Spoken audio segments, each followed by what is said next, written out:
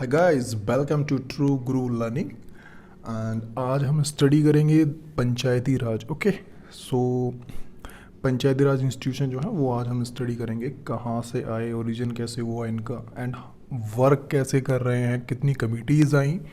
ठीक है, प्रेजेंट का सिनेरियो भी देखेंगे कि क्या इन्होंने किया है during the covid time. Okay, so panchayati raj अगर मैं तुम्हें बेसिक में समझाऊँ, ठीक है, पंचायती राज का मतलब ही क्या होता है। ठीक है, panchayati raj means rural local self government.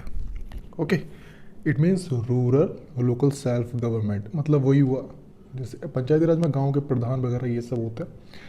Okay, so established in all state by the act of state reorganization to build democracy at the grassroots level. Okay, ये एक state acts of state legislator, ठीक है, स्टेट लेजिस्लेचर्स के act है, not the centre act. Okay, याद रखना। Constitution through the 73rd constitutional amendment act, ठीक है, 73rd कॉन्स्टिट्यूशनल अमेंडमेंट एक्ट बना, ठीक है, उसमें ये आया। ठीक है, अब ये देखते हैं एक्ट बना कैसे, क्या हुआ, सब कुछ। ओके, सो इसका अगर हम एवोल्यूशन की इसकी बात करें तो बलवंत राय जी मेहता थे।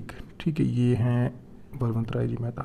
ठीक, ये एक इनके चेयरमैन थे ये। ठीक है, ये चेयरमैन थे एक कमेटी के, जिस कमेटी का नाम था बलवंत राय मेहता कमेटी। ठीक है, ये फर्स्ट था। ठीक है, फर्स्ट स्टेप था ये। ठीक है, जहाँ से इसका ओरिजिन हुआ। Okay, appointed by government of India, government of India ने इसको अपॉइंट किया to examine the community development, मतलब कि समझ गए, grass root level community development program. एक कम्युनिटी डेवलपमेंट प्रोग्राम था 1952।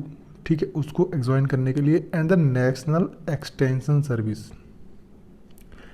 And to suggest measure for their better working, and उसको सजेस्ट करने के लिए, ठीक है, अगर वो सही काम नहीं कर रहे हैं तो उसको कैसे हम अच्छा कर सकते हैं। ठीक है, सो बलवंत राय जी मेहता कमेटी के चेयरमैन थे। उनकी रिकमेंडेड, उन्होंने रिकमेंड किया इस्टेब्लिशमेंट ऑफ डेमोक्रेटिक डिसेंट्रलाइजेशन, मतलब कि डिसेंट्रलाइजेशन। ओके, पावर्स का decentralization, democracy decentralization, which came to be known as panchayati raj. Okay, जो बना पंचायती राज। सो आप समझ गए होंगे कि एवोल्यूशन इसका कहाँ से हुआ, मतलब कि बलवंत राय जी मेहता जो हैं उन्होंने सजेस्ट किया था कि डेमोक्रेटिक डिसेंट्रलाइजेशन होना चाहिए।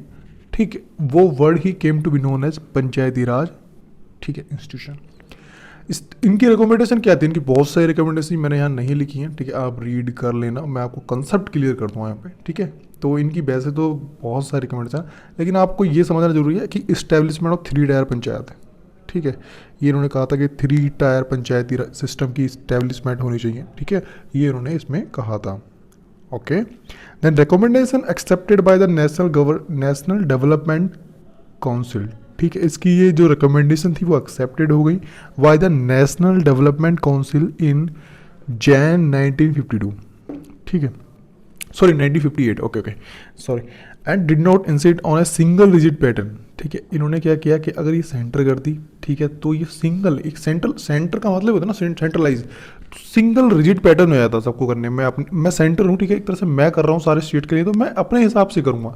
किसी स्टेट में क्या सिचुएशन है, क्या पोजीशन है, वो स्टेट ही जानता है ना, तो स्टेट को ही उन्होंने करने के लिए दे दिया। उन्होंने कहा कि left it to the state to evolve their own pattern suitable to local condition, जैसा उनको सूटेबल लगे उस हिसाब से उन्होंने कहने को कह दिया। ठीक है, then Rajasthan was the first to establish panchayati raj institution. Rajasthan पहला ऐसा राज्य था जिसमें पंचायती राज इंस्टीट्यूशन इस्टेब्लिश हुआ। ओके, ये याद रखना। अब इसको ना, ये तो आ गया, बलवंत राय मेहता कमेटी आई, इसमें इसका एवोल्यूशन हो गया, बट इसको इसकी जो वर्किंग है उसको ज़्यादा अच्छा बनाने के लिए बहुत ज़्यादा कमिटीज़ आई। ठीक है, किस तरह से इसकी हम कैसे इसको, जो वर्क नहीं कर पा रहा था ना ये, हम कैसे इसको करें कि ये अच्छे से काम करें।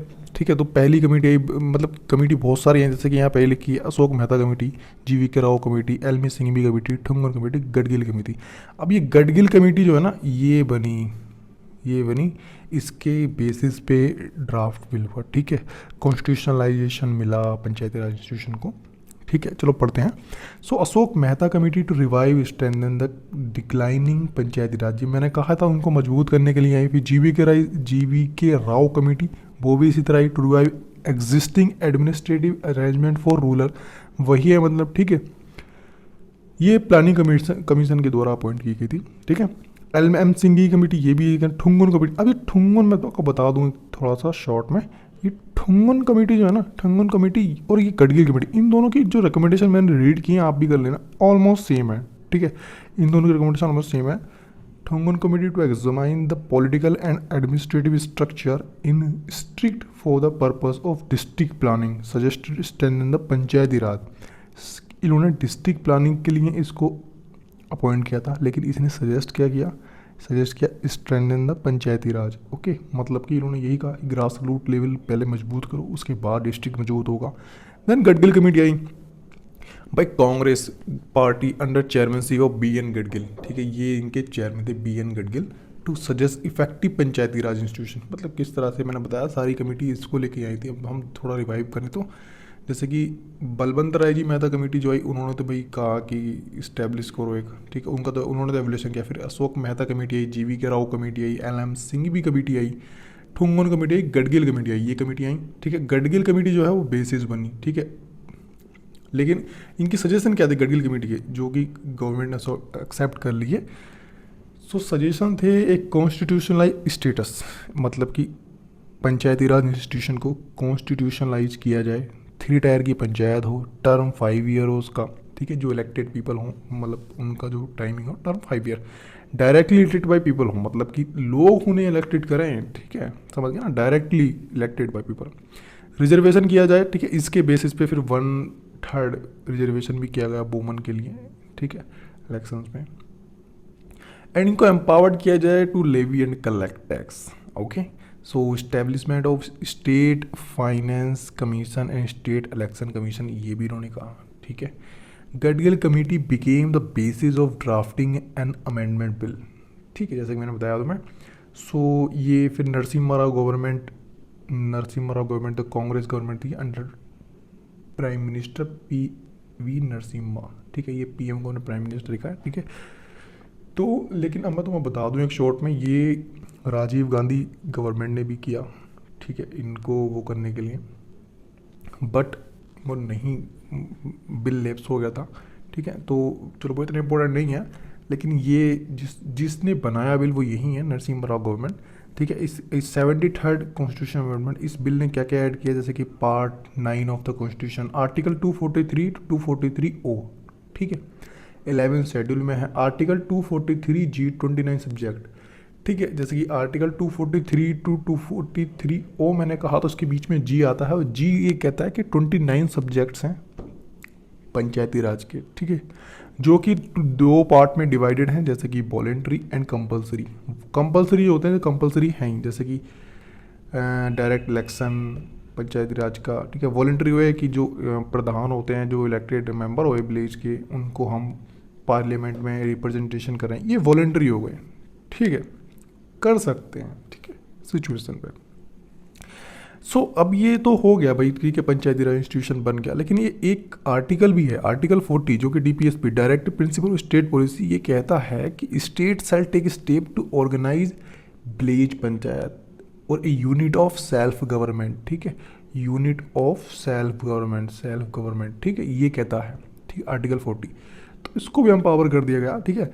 And 1/3 reservation to the women, जैसे मैंने बताया। Okay, reasons for ineffective performance, मतलब आपको क्या लगता है कि पंचायती राज आज भी इनइफेक्टिव है?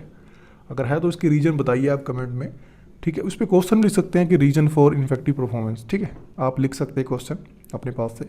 मुझे जो लगता है जैसे कि टाइड नेचर ऑफ फंड, कि भाई फंड के लिए पंचायती राज थोड़ा दिक होते हैं, ठीक है, क्योंकि उनको गवर्नमेंट पे डिपेंडेंस नहीं होता, गवर्नमेंट फंडिंग, जैसा कि लिखा है। पुअर इंफ्रास्ट्रक्चर, कुछ ऐसे प्रधान हैं देश के अंदर जिनके पास ऑफिस इंफ्रास्ट्रक्चर नहीं है, कुछ नहीं है, तो पुअर इंफ्रास्ट्रक्चर भी आप कह सकते हैं। Reluctance to use physical power, ठीक है। अच्छा, ये लोग, इनको पावर तो दे दी गई है कि आप लेवी एंड कलेक्ट टैक्स कर सकते हैं, लेकिन एक आप जनरली सोचिए ना, गांव में प्रधान जो होता है वो अगर अपने छोटा सा गांव होता है एक, उनमें अच्छी बना के रखनी होती है, ठीक है, लोगों से इलेक्शन भी आना होता है अगली बार, वो लोग छोटे से गांव में ही छोटी सी कोई ठेला, कोई दुकान वगैरह लगाते हैं, उनसे ही टैक्स कलेक्ट करेगा, तो कौन बनाएगा उन्हें प्रधान? तो इस चक्कर में वो नहीं कर पाते। जिस वजह से उन्हें फंड पे डिपेंड रहना पड़ता गवर्नमेंट में फिर, ठीक है। लेकिन अगर प्रेजेंट का सिनेरियो देखें हम, तो प्रेजेंट में कोविड टाइम में तो बहुत अच्छा इन्होंने किया है, जितने भी ये पंचायती राज इंस्टीट्यूशन है। अगर आप करंट अफेयर पढ़ते हो तो उसमें बहुत अच्छा इन्होंने किया है, ठीक है। चलो फिलहाल पंचायती राज इंस्टीट्यूशन के लिए इतना ही। तो thank you so much video देखने के लिए, और ये आप अच्छी लगी हो तो लाइक शेयर ज़रूर करें एंड चैनल को सब्सक्राइब कर दें। और किसी इंपॉर्टेंट टॉपिक पे वीडियो बनवानी हो पर्सनली तो तुम कमेंट सेक्शन में लिख दें, मैं उस पर बना दूँगा। Okay, thank you, bye bye, Tata.